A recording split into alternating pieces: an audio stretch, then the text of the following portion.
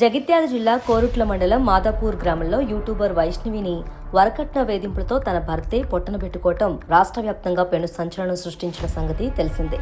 అయితే వైష్ణవి మృతిని ఆమె అన్న సంతోష్ అస్సలు జీర్ణించుకోలేకపోతున్నాడు. చెల్లి ఇక లేదని రాదని నిజాన్ని నమ్మలేక ఆమెను పూడ్చిపెట్టిన సమాధి వద్దే పగలు రాత్రి గడుపుతున్నాడు.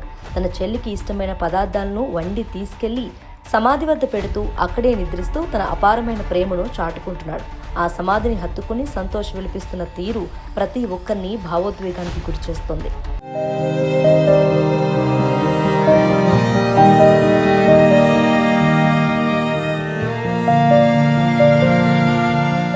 వైష్ణవి ఆ ఇంట్లో అందరికీ ఎంతో ఇష్టమైన వ్యక్తి. చిన్నప్పటి నుండి ఆమెను అల్లారుముద్దుగా పెంచుకున్నామని కుటుంబ సభ్యులు గుర్తు చేసుకుంటున్నారు. తమ కళ్ళ ముందే తిరుగుతూ నవ్వులు పూయించిన ఆడబిడ్డ ఇలా మట్టిలో కలిసిపోవటం జీర్ణించుకోలేకపోతున్నామని వారు ఆవేదన వ్యక్తం చేస్తున్నారు. ఆమె మరణం తమ జీవితాల్లో చీకటి నింపిందని వాపోతున్నారు. సోషల్ మీడియాలో చురుగ్గా ఉంటూ తనకంటూ ఒక గుర్తింపు తెచ్చుకున్న వైష్ణవి ఇలా అర్ధాంతరంగా తనువు చాలించడం మాదాపూర్ గ్రామాన్ని శోక సముద్రంలో ముంచెత్తింది. తోడబుట్టిన వారి మధ్య ఉండే అనుబంధానికి ఈ సంఘటన నిలువుటద్దంగా నిలుస్తుంది. మరణించిన సోదరిపై వారు చూపిస్తున్న మమకారం చూసి చుట్టుపక్కల వారు మోగబోతున్నారు.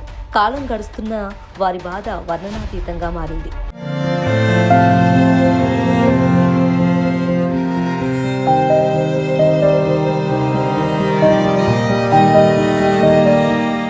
వైష్ణవి హత్య కేసులో పోలీసులు దర్యాప్తును ముమ్మరం చేశారు. హత్యకు పాల్పడిన భర్త హరిబాబుతో పాటు ఈ ఘాతుకానికి ప్రేరేపించిన అతని తల్లిని, ఇద్దరు సోదరులను కూడా పోలీసులు ఇప్పటికే అరెస్ట్ చేశారు. ప్రస్తుతం వీరిని రిమాండ్కు తరలించి లోతుగా విచారణ జరుపుతున్నారు.